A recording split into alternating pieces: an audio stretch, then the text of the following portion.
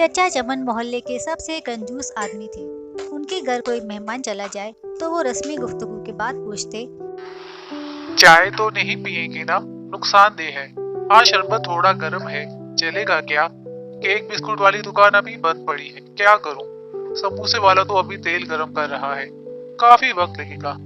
आप कहाँ इतनी देर बैठेंगे? मेहमान बेचारा ये सुनकर शर्मिंदा हो जाता। एक दिन दोपहर के वक्त किसी फकीर ने उनके घर का दरवाजा खटखटाया। उन्होंने दरवाजा खोले बगैर पूछा, कौन है? बेटा मेहरबानी करो, मुझे 10 रुपए दे दो, मेरे पास सालन है, रोटी लेकर खा लूंगा। जाओ जाओ, दफा हो जाओ, नहीं है मेरे पास पैसे। पता नहीं कहाँ कहाँ से ऐसे बेकार लोग आ जाते हैं मांगने के लिए, खाने से दिल नहीं भरता। फकीर के मुंह से बद्दुआ निकली। अल्लाह तुझे हमेशा खाने से दूर रखे, तू भी कुछ ना खा सके। इतना कहकर वो चला गया। चंद रोज बाद चचा चमन के मैदे में शदीद दर्द उठा। दर्द इतना शदीद था कि वो तड़प उठे। घर वाले उनको अस्पताल ले गए। अस्पताल में इनके मुख्तलिफ टेस्ट हुए। आखिर मैदे का अल्सर तशखीस हुआ। डॉक्टर ने हिदायत की कि 10-15 दिन अस्पताल में रहना होगा ताकि मुकम्मल इलाज हो सके।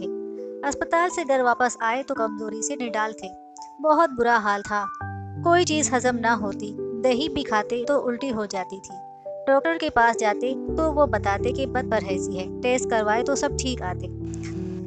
दवा बाकायदगी से इस्तेमाल करने के बावजूद तबीयत संभलने में नहीं आ रही थी। रंग पीला पड़ गया था।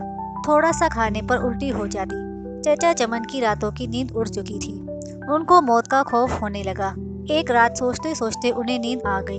ख्वाब में देखा कि पुलाव की देग के करीब बैठे हैं और सबको चावल बांट रहे हैं। सुबह उठकर उन्होंने सबको अपना ख्वाब सुनाया तो उन्होंने मशवरा दिया कि गरीबों को खाना खिलाओ। चचा चमन ने बावर्ची को बुलवाया और उससे पूछा, पुलाव की 10 किलो देग पर कितना खर्च आएगा?